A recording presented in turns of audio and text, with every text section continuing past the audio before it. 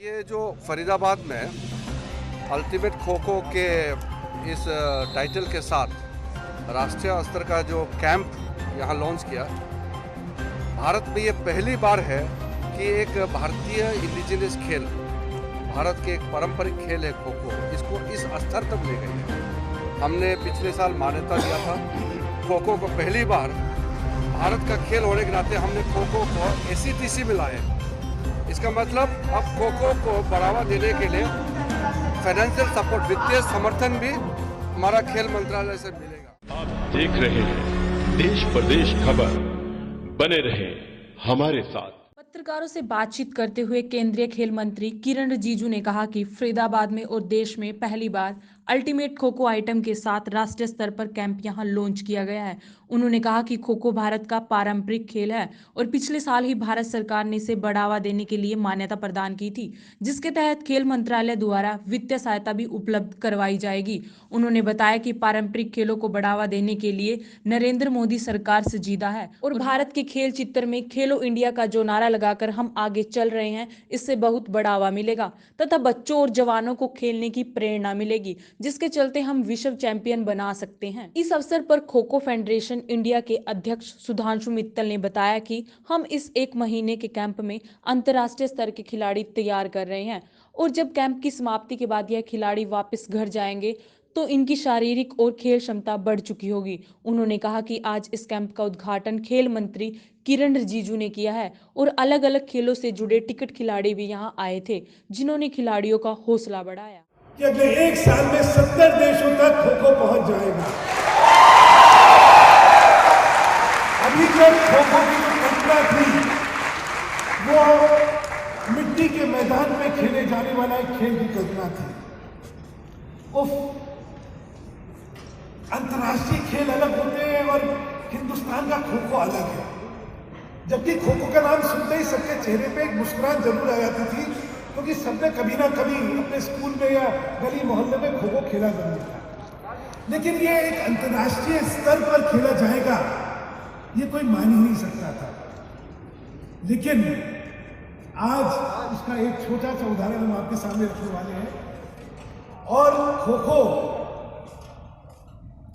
कहां तक पहुंचेगा उसकी कल्पना करना बहुत मुश्किल है। इससे मैं इस जो कैंप आप जिसका इनॉग्रेशन करने आए हैं हमारे निवेदन पे, उसके विषय में सिर्फ एक चीज कहूंगा, बाकी तो बात आपको बताया जाएगा कि स्पोर्ट्स साइंस और स्पोर्ट्स मेडिसिन का आज के दिन अंतर्राष्ट्रीय पटल पर एक्सीलेंस और जीत, उन दोनों के बीच का फासला जो है वो स्पोर्ट्स साइंस और स्पोर्ट्स मेडिसिन है।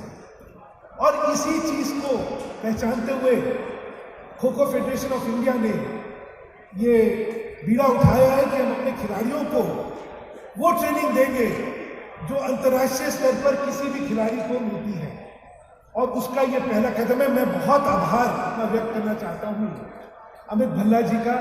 मैं जब यहाँ पे आया और उनकी जो व्यवस्थाएं देखी तो उसी दिन तय कर लिया था कि यहाँ पे स्पोर्ट्स साइंसेज और स्पोर्ट्स मेडिसिन का सारा जो व्यवस्था है उसको अपने खिलाड़ियों तक लेके जाएंगे। प्रोफेसर खन्ना भी हमारे बीच बैठे हैं, जहाँ हमारा दूसरा कैंप जो है वो वहाँ पे लगा हुआ है, वहाँ पे भी इसी तरह की व्यवस्थाएं करी गई है।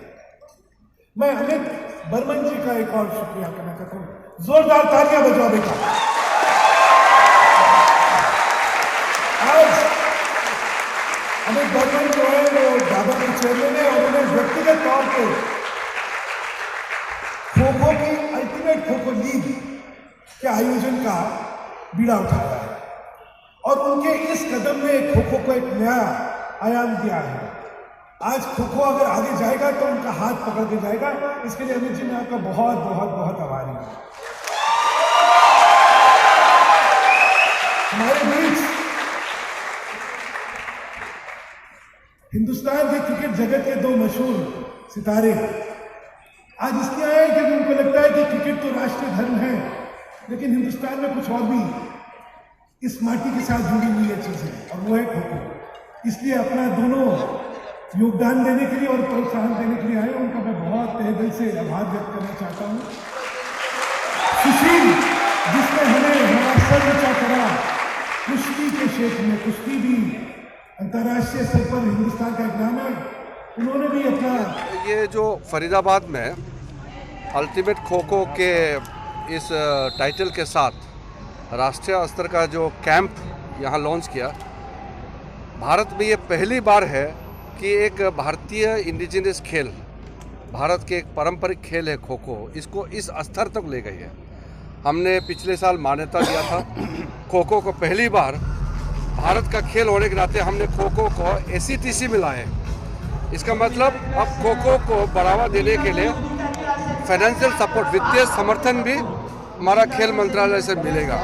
उसी प्रकार हमने भारतीय खेल जैसे तंगता है, कलरीपट्टू है, गटका है, योगासन है, तो इस तरह का मलखम बहुत अच्छा सुंदर खूबसूरत खेल है ये सब। तो भारतीय खेल को आगे हम लोग बढ़ाने का नरेंद्र मोदी जी का सरकार का जो प्रयास है, इससे भारत में खेल के क्षेत्र में खेलो इंडिया का जो नारा लगा करके आगे चल रहे हैं, बहुत बढ़ावा मिलेगा। जवान जवान हमारे छोटे छोटे बच्चों को खेलने का प्रेरणा मिलेगी इससे, और समर्थन भी मिलेंगे, और हम विश्व चैंपियन भी क्रिएट कर सकते हैं। सर, खेलों को आप आगे बढ़ा रहे हैं, लेकिन हम देख रहे हैं कि अरुणाचल सीमा पर चीन ने बस्तियां बसा ली हैं, और इस पर क्या मुद्दा है वो उसका अलग से बोलेंगे। किस तरीके से आप जुड़े हैं, पहले तो ये बता दीजिए इस कार्यक्रम से। मैं kho kho federation of India का अध्यक्ष हूँ, और एक खिलाड़ी को किस तरह तैयार करना चाहिए अंतर्राष्ट्रीय स्तर पर, ये अमित भल्ला जी के साथ मिलके हम लोगों ने ये प्रयत्न करा है। ये एक बेंचमार्क है कि बाकी सब जने देखें कि अगर अंतर्राष्ट्रीय स्तर पर खिलाड़ी को अगर तैयार करना है तो क्या ट्रेनिंग में ज़रूरत पड़ती है। यहाँ पे स्पोर्ट्स साइंसेज, स्पोर्ट्स मेडिसिन और सारी मॉडर्न टेक्निक्स जो वर्ल्ड ओवर बेस्ट प्रैक्टिसेस हैं, उनको लेके हम लोग यहाँ खिलाड़ी तैयार कर रहे हैं। 1 महीने का ये कैंप है, और मुझे लगता है 1 महीने के बाद ये खिलाड़ी जब घर जाएंगे तो इनकी शारीरिक क्षमता और खेल की क्षमता बहुत बढ़ चुकी है। हम देख रहे थे कि काफी VIP बना दिया आपने इस कार्यक्रम को। कौन कौन शामिल हुए इस पूरे कार्यक्रम में, किस तरह से VIP बनाने की कोशिश?